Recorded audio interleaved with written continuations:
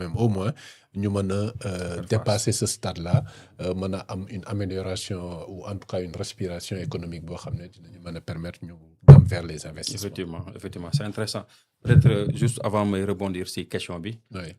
Il faut que tamit ñu xam ne donc économie dafa dynamique. Économie c'est pas statique. Ouais. Et souvent les gens font des analyses yoo xam ne dañ koy jàpp ne Sénégal fa mu nekkoon il y a 1 an 2 ans fa la nekk ba léegi. Ouais, et puis c'est les variables dañuy constante ba léegi. te dëkk dañ koy xool ci dynamisme ban dynamique la am. ak politique yi les décideurs. yan kii la ñu am yan projet la ñu am ak naka lañ koy téye. loolu la ñuy defee loolu mooy dynamisme. te su may investir je n'investis pas ci le problème mais damay xool yan volonté lañ teg. dëkk ba voilà lan mooy avancement yi.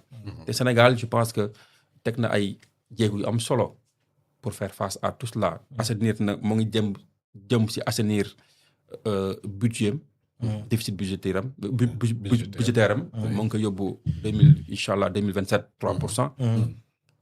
Ça nous coûte beaucoup parce que ça nous coûte 10 points de PIB. 10 points de PIB. 10% de PIB. c'est-à-dire que tey bu fekkoon ne fay ñu bor boobu noonu wàcce wuñ ko amuñu woon volonté wàññi déficit budgétaire ba loolu. tey dana yokk suñu PIB voilà 10%. xam loolu xam am na solo te pourtant ñoo ngi koy kii seen bi. L'endettement ñoom am nañ volonté fay endettement bi. donc man su may financer nit dama koy financer ci ca la muy ay projection ak jéego yu mu teg. tey les autres pays tamit noonu la ñuy xoolee Sénégal moo tax chaque fois ñun dañuy woo téléphone dañuy poser ay questions en tant que économiste yenn dëkk bi doolu si kii pour mun a informer yeneen dëkk yi pour Sénégal ban dynamique est-ce que ñun on a peur ñun ñu xam ne ñun ñoo nekk ay les économistes ñun ñoo nekk xam nga kàngam yi est-ce que ñun ni ñu gisee suñu dëkk baaxul ñun tamit dañ ci am wàll. c'est-à-dire que si on panique avec la population mais kenn du am yaakaar si ñun. je pense que loolu c'est très important ñu xam ko dëkk dynamisme lay demee dëkk tamit lu tax ñuy fal ci politique bi la ñuy fal duñ fal politique kële parce que dañoo yaakaar si subam moo tax dynamisme boobu tamit ak la ñuy teg. ndax la ñuy teg ci trajectoire bi ñu nekk. ñoo ngi sa ba léegi wala nekkatuñ sa mais ñoom trajectoire bañ nekkoon ñoo ngi sa ba léegi bonne gouvernance transparence comment dire respect des engagements ñoo ngi ca fële lañ leen di nattee. bu fekkee ne nekkoon te woon sax su boobaa nag les investisseurs dinañ am problème pour mu ne oui dette bi moo tax il faut que ñuy comprendre. souvent nit day dëgër boobu ñun kii dafa dëgër boobu non loolu mooy économie. L'économie c'est la crédibilité. La crédibilité mooy lan lépp lu ma wax naa ko def su ma ko defatul amatum crédibilité. Et nos institutions surtout en Afrique nos institutions manquent de crédibilité. da ngay def dara ñu war la tëj 5 ans. ñu dugal la pour tëj la 5 ans. 1 an ñu bàyyi la. keneen tamit la même chose 1 an ñu bàyyi ko mais est-ce que donc institution boobu am na crédibilité. amul toute crédibilité. parce que lépp lu mu wax du ko def. donc ki nekk si biti du mus a engagé wu parce que koo xam ne amul crédibilité. pourtant ñun sunu état bi. sunu gouvernement bi. lépp lu mu wax.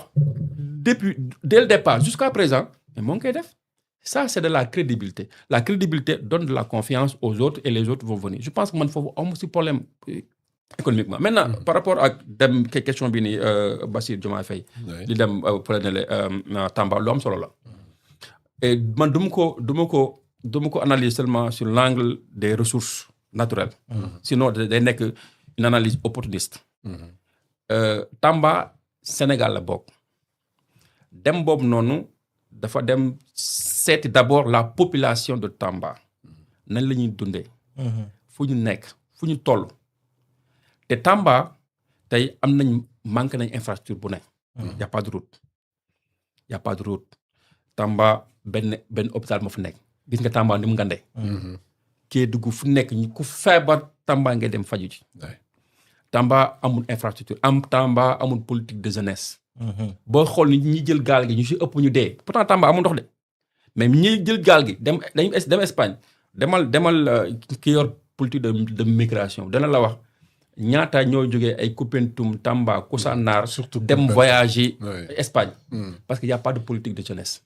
Tamba il y a pas d'infrastructure attractif. Pour man baax na nga dem foofu mais baax na tamit nga def évaluation tey boo xoolee tey infrastructure yi ñu fa doon teg yëpp tey l'université comment dire l'université orientale mais pareegul ba léegi ah bien vrai que le nouveau ministre le ministre des infrastructures moo ngi waaxu pour gars yi defar ko pareegul woon. ba léegi pareegul am na yeneen infrastructure yoo xam ne tegoon nañ ko depuis lors taux d'exécution bi amul. Tamba yan route moo am route yi nga xam ne moom mooy jógee principal génn mais biir Tamba y a rien du tout. Y a absolument rien. Rien ne retient là-bas comment dire un jeune. Donc loolu tamit day baax. tamit dëkk yooyu noonu ñu leen di fàttaliku te Tamba du question seulement les mines mais Tamba suufu Tamba moo gën a baax suuf yi nekk Sénégal yëpp. tey boo jëlee tey am na benn foño. tey war nañu mën a sax jël si foño rek mu indil ñu comment dire autosuffisance alimentaire su foño te mu nekk loo xam ne tey dafa baax si jabet te dëkk bi yëpp a jabet mais foño foofu dafay sax correctement lépp loo fa def day sax donc war nañu mën a kiiwaat sur la politique agricole. investir waat fa donc pour man la laay xaar si président bi yan investissement la waay xaar pour foofu noonu Tamba yan la fa mën a def pour pouvoir capter comment dire le potentiel de Tamba en dehors des mines parce que pour man mine dafay jeex. donc am na loo xam ne war na mun def donc des politiques de jeunesse war na mun a amaat la formation Tamba ça manque énormément de formation donc foofu tamit la war na fa am. donc loolu pour man diagnostic boo xam ne vraiment bëggoon naa ñu kii ko. et puis tamit dama lay wax tamit Tamba frontalier entre avec le Mali et la Gambie. te man am na dëkk yoo xam ne mooy dëkk yi nga xam ne ñoo frontière Tamba ak Gambie dëkk yi fa frontière foofu noonu la population yi nga xam ne Tamba ay sénégalais lañ préfère dem di jàngi Gambie préfère dem di nuggee Gambie préfère dem di def seen vie Gambie que def ko Sénégal pourtant Sénégal moo gën a développé Gambie pourtant tey ville yooyu noonu dëkk yooyu noonu ay dëkk périphériques yooyu noonu dañoo war de telle sorte que ce sont mais day nekk dëkk yoo xam ne day am benn influence d'externalité maanaam tey ñoom ñooy nekk reflet Sénégal vis-à-vis des autres pays qui nous entourent defar ko ba mu baax nga xam ne ñoom sax dëkk yooyu seen économie dana daw ñëw implanté foofu àdduna léegi dafa changé te ñu xam suñu configuration aujourd'hui économique il faut ñu tëggaat ko li fi tubaab bi bàyyi woon rek la ñuy àggale tant que amuñ volonté tëggaat suñu économie tëggaat suñu structuration économique duñ ci mus a génn dëkk bu njëkk ba dañoo wane ça part du centre vers la périphérie. C'est le contraire maintenant. C'est la périphérie vers le centre. Périphérie bi boo ko développé day forcément dafay impacter centre bi. Périphérie boo ko développé moo lay permettre yow commerce bi nga xam ne tey war nga mën a tirer ak yeneen dëkk yi da nga leen di attirer da nga am benn attractivité. De ce fait que maintenant économie foofu bu doxee rek force dëkk bi day dox parce que fa la mbay bi amee fa nga amee tool fa nga amee espace fa nga amee kii dëkk foofu bu doxee day dox. te loolu day indi intégration donc pour ma ñëw ces questions bi xaw na gudd nag parce que ça me prend vraiment waaw c'est important pour moi. Voilà, maintenant pour la question de l'or. Pour moi aujourd'hui l'or constitue entre ñun les économistes c'est une valeur refuge. te àdduna bi yëpp tey bu ñu xamoon foo jëm rek da ngay dem jënd or toog. Or valeur refuge la en termes financiers. Donc Sénégal ñu am ko. am des tey mu ñuy indil ay dividendes. Heureusement nouveau gouvernement bi avec aussi le nouveau directeur là comment ça s'appelle encore le président des jeunes de Pastef là Ngagne Demba def ci liggéey ba am solo sur le secteur minier.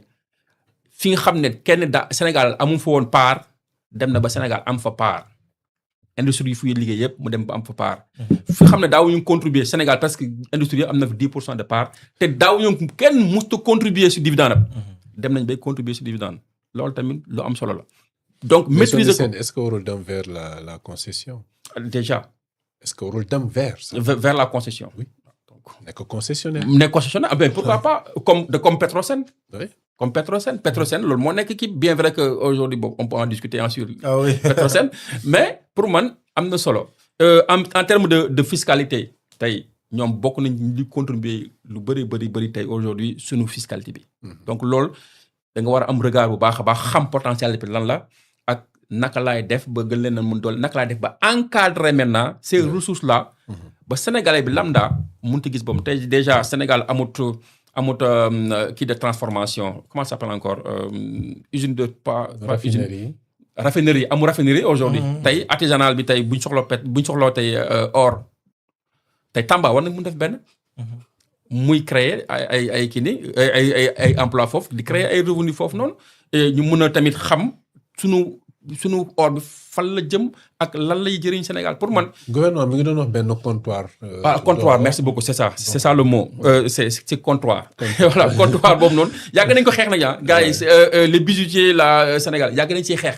amoon nañ depuis lors promesse de Macky Sall mais antuwul jusqu'à présent antuwul peut-être avec ce gouvernement dana antu parce que or boo xam ne fi lañ koy jëlee yóbbu ko tey ñun mënuñ see jot.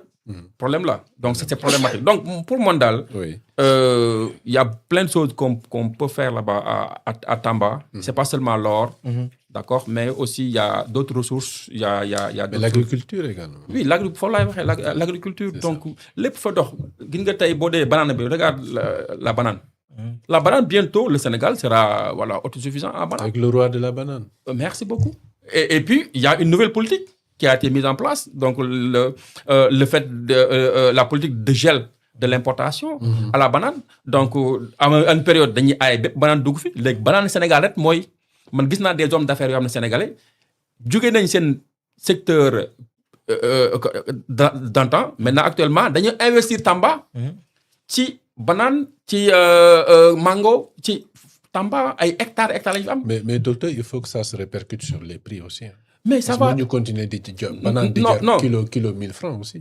J'avais fait une étude sur les circuits de distribution au Sénégal, les circuits de distribution des produits de grande consommation. Mais il y a le circuit là, il y a ce qu'on appelle un monopole de certaines entités. Dafa am ñoo xam ne ñoo ko ŋànk. Dafa am ñu ko ŋànk. ñi ko ŋànk ñooy généralement mooy da ngay gis benn revendeur da ngay gis benn grossiste. boo xam ne moom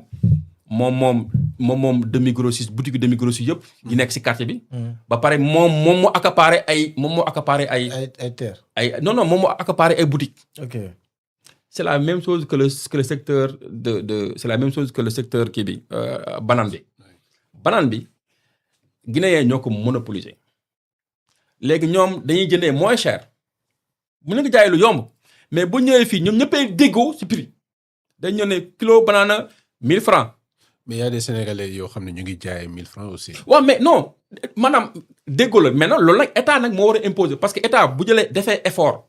pour banane locale bi ñu mën ko jaay mu gën a moins cher parce que ça le transport est moins cher fi lañ ko defaree ainsi de suite donc dafa war a répercuter si consommateur bi.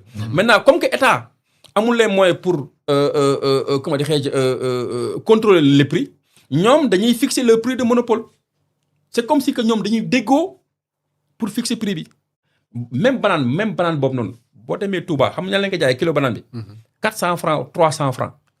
même banane bi nga dem Touba 400 francs 300 francs lañ ko jaayee nga ñëw Dakar même banane bi ñu la ko jaayee 1000 francs donc loolu lan la parce que état moom moo contrôle les prix correctement te loolu nag faiblesse la peut-être avec les 1000 jeunes qu'on a encadrés là s'ils vont venir les volontaires là les 1000 volontaires peut-être ils vont impacter.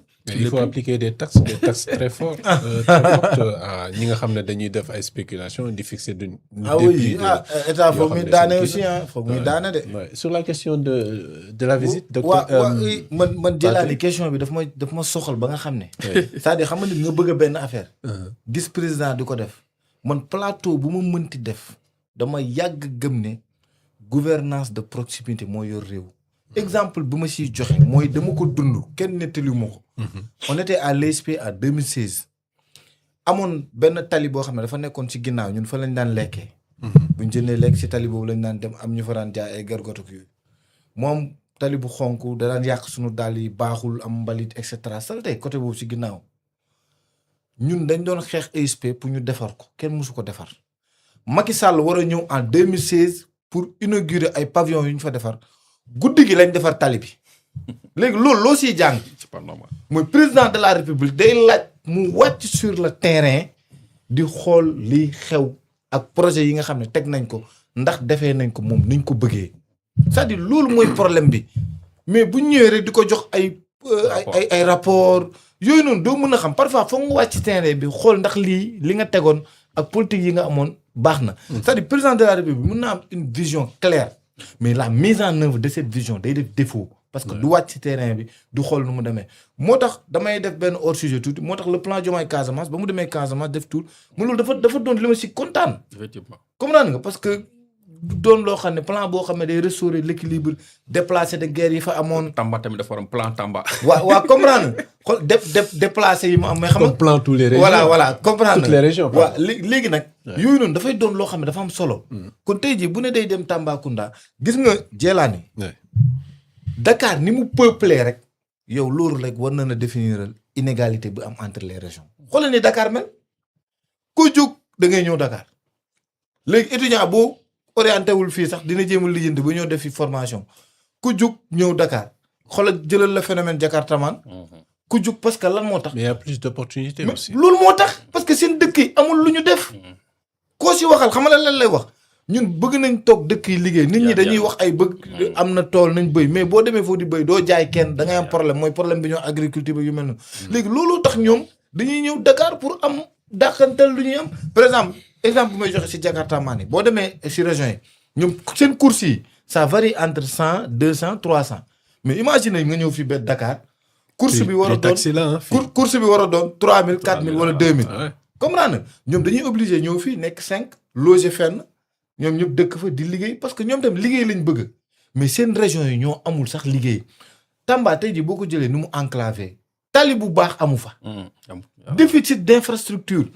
même waxuma la infrastructure kese sax tali yooyu mais infrastructure de base ndox assainissement seen yooyu yëpp baaxul maanaam loolu war nañ fa def liggéey boo xam ne actuellement nii président de la république bu jugee Tamba xam nga dafa war a dem Kédougou mais bu jugee Kédougou maanaam loolu dafa war di ko baral gis nga 3 ans dafa gaaw Sénégal nag booy waxee am na ñu lay wax naan loolu dëgg la dañ koy d'accord agenda président dafa chargé mais dafa chargé gis nga da ngay toog ba 3 ans yi jeex te doo def touru région yëpp. te man dama dem sax ba aller plus loin docteur man dama gëm ne. président war na mën a xëy benn jour. dem si benn usine fii Sénégal bi Sénégalais di liggéey mu xool conditions yi Sénégalais di liggéey man dama gëm loolu.